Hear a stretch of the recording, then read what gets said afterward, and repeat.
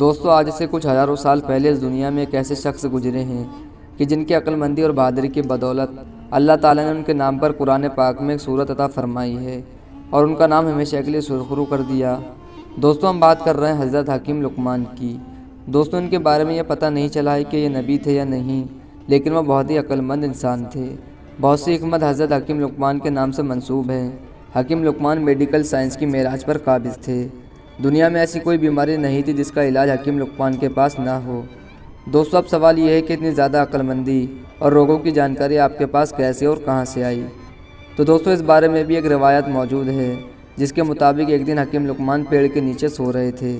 اس دوران آپ کے پاس ایک فرشتے کی آمد ہوئی۔ فرشتے نے حکیم لقمان سے کہا کہ اللہ تعالیٰ آپ کو ان دونوں میں سے ایک تحفے سے نوازنا چاہتا ہے، پہلا حکمت اور عقل مندی اور دوسرا دولت اور بادشاہت۔ لیکن حکیم لقمان نے حکمت اور عقل مندی کو چنا۔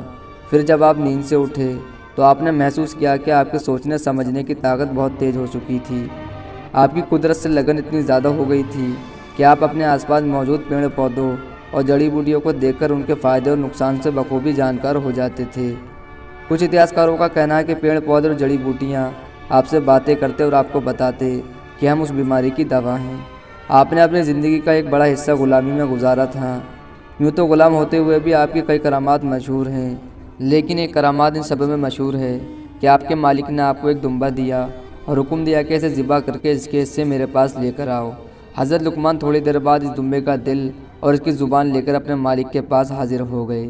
کچھ ہی دن بعد آپ کے مالک نے ایک اور دمبا حکیم لقمان کے حوالے کیا اور اس بار بھی حکم دیا کہ اسے ذبح کر کے اس کے بہترین حصے میرے پاس لے کر آؤ۔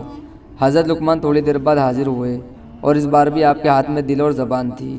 حضرت لقمان کے مالک نے آپ سے کہا کہ اے لقمان، یہ کیسے ہو سکتا ہے کہ جو چیزیں پہلے بیکار تھیں وہ اب بہترین ہیں؟ پھر حضرت لقمان نے جواب دیا کہ اگر ان چیزوں کے مالک میں خلوص اور بھلائی ہو تو یہ چیزیں یعنی زبان اور دل بہترین چیزیں ہیں، اور اگر ان کے مالک پر جھوٹ اور کینہ کا ملال ہو تو یہی چیزیں بیکار ثابت ہوتی ہیں۔ یہ باتیں سن کر حکیم لقمان کے مالک کے دل میں آپ کے لیے عزت اور زیادہ بڑھ گئی۔ اتہاسکار حکیم لقمان کا نام اس طرح بیان کرتے ہیں: لقمان بن باہور بن طارق۔ یہ وہی طارق ہیں جو حضرت ابراہیم علیہ السلام کے والد ہیں۔ اتہاسکاروں کے مطابق آپ حضرت ایوب علیہ السلام کے بھانجے صاحب تھے۔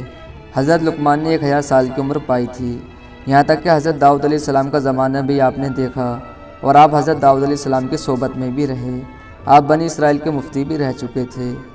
تو دوستو یہ تھی حضرت حکیم لقمان کی وہ معلومات جو ہمیں اسلامی تاریخ سے معلوم ہوتی ہے۔ اب ہم حکیم لقمان کو ایتہاسک کتابوں میں تلاش کرنے کی کوشش کرتے ہیں۔ ایتہاسک کتابوں سے ہمیں یہ پتہ چلتا ہے کہ حضرت حکیم لقمان حبشی نسل سے تھے اور نوبیا سے تعلق رکھتے تھے جو مصر اور سوڈان کی سرحدوں پر ہے۔ اتہاسکار حفظ الرحمن سواروی حضرت لقمان کا زمانہ 3000 سال پہلے بتاتے ہیں۔ اگر ہم 3000 سال پہلے کے دور میں نوبیا کے شہر میں اس عظیم شخصیت کو تلاش کرتے ہیں تو ہمیں اس دور میں ایک عظیم صاحب حکمت ہستی کی نشانی ملتی ہے جنہیں حکمت و دانائی میں شہرت حاصل تھی اور انہیں بابا طبی بھی کہا جاتا تھا۔ اس شخصیت کو مصر نوبیا کے مشہور مفکر امہوتب کے نام سے جانا جاتا ہے۔ امہوتب کا دور لگ بھگ 3000 سال پہلے کا ہے۔ امہوتب مصر کے فرعون جوسر کے وزیر اعظم تھے۔ مغربی اتہاسکاروں کا کہنا ہے کہ امہوتب ایک عام سے انسان تھے، مگر خدا نے انہیں بہت سی صلاحیتوں سے نوازا تھا۔ ان صلاحیتوں کو انہوں نے لوگوں کے لیے استعمال کیا۔ آپ کا سب سے بڑا کارنامہ سقارہ کے مقام پر دنیا کا سب سے پہلا زینے دار اہرام یعنی اسٹیپ پیرامیٹر کی تعمیر کروانا ہے۔ اتہاسکاروں کو امہوتب کی بہت ساری مورتیاں بھی ملیں جو اپنے ہاتھوں میں کاغذ کا ٹکڑا لیے ہوئے ہیں۔ امہوتب حرف المولا کہلائے جاتے تھے۔ یہ کوئی کہاوت یا کہانی نہیں تھی، بلکہ وہ اصل میں ہر ایک کام میں ماہر تھے۔ ان کی شہرت سے متاثر ہو کر اہل یونان نے بھی انہیں طب کا خلیفہ کہا تھا، اور اتہاسکار سمجھتے ہیں کہ یہی امہوتب عرب میں حکیم لقمان کے نام سے طب کے بابا آدم کہلاتے تھے۔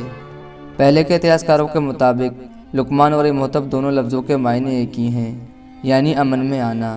دونوں شخصیتوں کا دور بھی 3000 سال پہلے کا ہے۔ اتہاسکاروں کے مطابق امہوتب اور حکیم لقمان ایک ہی شخصیت کے دو نام ہیں۔